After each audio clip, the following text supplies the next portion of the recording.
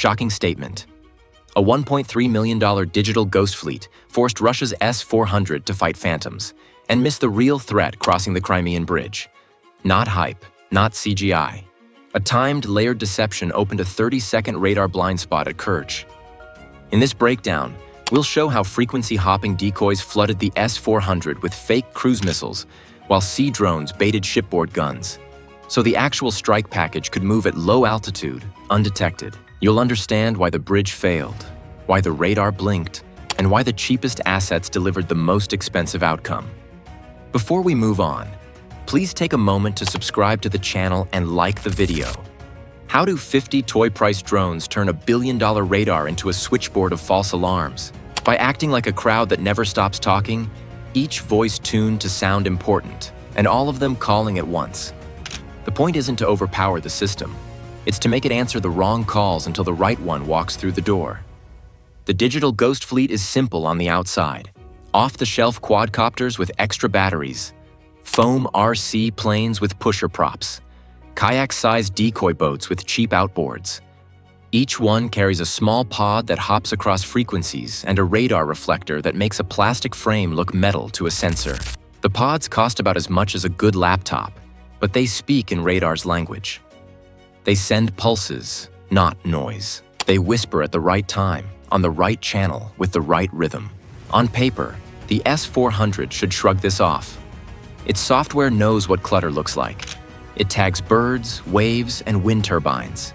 It ranks threats by speed, altitude, and approach vector. It should keep its cool when screens get busy. Flooding it should fail because filters exist for exactly that. Yet filters depend on patterns staying predictable and on operators trusting those patterns. Think of the kill chain as 4 steps that must line up. First, the search radar sweeps wide and builds a list of maybes. Second, the track radar locks a maybe and turns it into a known, with range, speed, and heading updated every sweep. Third, command guidance chooses a shooter, gives it mid-course updates, and sets fusing logic. Fourth, engagement prioritization decides what fires first, what waits, and what gets ignored. Break timing anywhere, and the chain slips a link. Spoofing pods live in the timing. They vary pulse repetition intervals to match the cadence of cruise missile returns at long distance. They shape their Doppler so the radar sees a steady Mach 0.7 signature, not a jittery hobby drone. They ride the scan rate, sending microbursts when the antenna lobe crosses, then going quiet to appear spatially stable. A plastic wing doesn't need to move fast if the radio on its belly can fake the math of range rate. The swarm splits into roles. The lookalikes hold clean, believable tracks with consistent speed and altitude cues. They behave like inbound missiles. The noise escorts hang on the edges, adding slight jitters and side lobe clutter that blur the lines around those tracks. That smear makes real edges harder to measure, so thresholds widen. Operators see more probables, fewer discardables. Think of a call center hammered with thousands of robocalls that use the same caller ID as VIP clients. Agents have to pick up, route, and log everyone. Miss a real VIP, and the service level clock blows up. Answer them all, and the queue collapses anyway. Either way, the board turns red. Now the mini case. The decoys arrive in timed waves. The first pulse forces the system from search to track on a dozen targets. A second wave lands as the first set stabilizes, pushing a mode swap back to search to reacquire new contacts. In that flip, track quality drops a notch. At the same time, ready missiles cycle and batteries hand off guidance lanes. For a handful of seconds, priorities reshuffle, and the list of who shoots what gets rewritten. The payoff is quiet. The Ghost Fleet doesn't win by strength. It wins by making humans and machines chase phantoms until the dashboard becomes a blur of urgent, half-true signals. And if phantoms can bend attention, the next move is to shape those ghosts into the exact outline the radar fears most, so the final mile opens under the noise. What makes a radar believe a slow plastic drone is a Mach 0.7 cruise missile skimming at 60 meters? It starts with giving the sensor every cue it expects to see, in the order it expects to see it, and never breaking character. The track has to live inside the radar's rules. If it does, The system treats it like a real threat because the math checks out at every update. A cruise missile to a radar is a bundle of signatures that line up over time. The velocity gate frames its speed, and the Doppler frequency tells the processor the target is moving at a steady rate, not bobbing like a bird. Altitude cues come from how the return rides the horizon clutter band, low but persistent.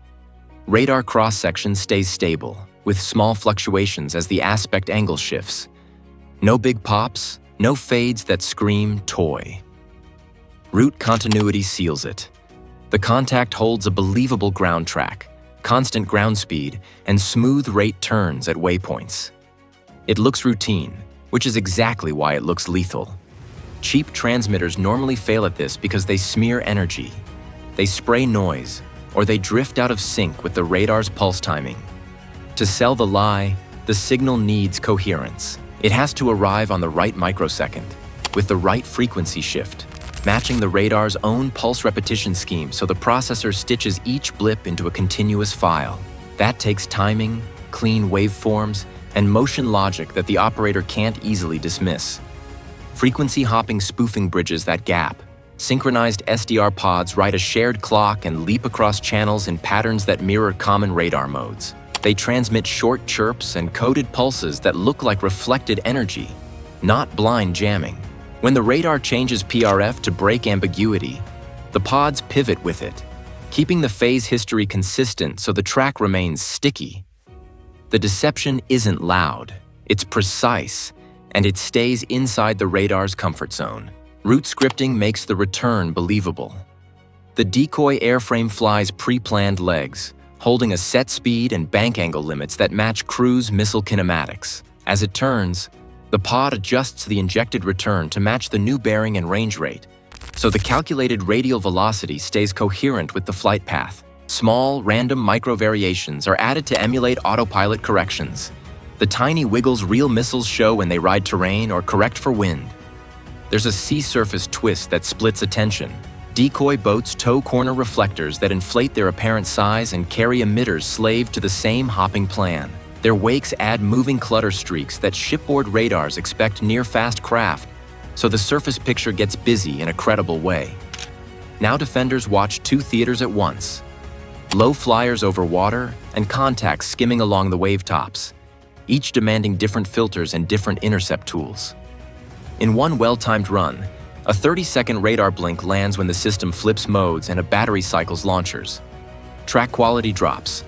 Velocity gates open wider. The processor throws more tracks into tentative. That window is the crossover. The real asset rides in under the threshold while the console reconciles ghosts it cannot ignore. Now the payoff is clear. Those frequency hopping pods don't overpower the S-400. They make the sensor believe they are the threat it fears, long enough to trigger real responses and steal time. With the picture fragmenting and intercept lanes busy, the low-altitude strike package takes the last miles under the noise floor, where one clean pass is all that's needed.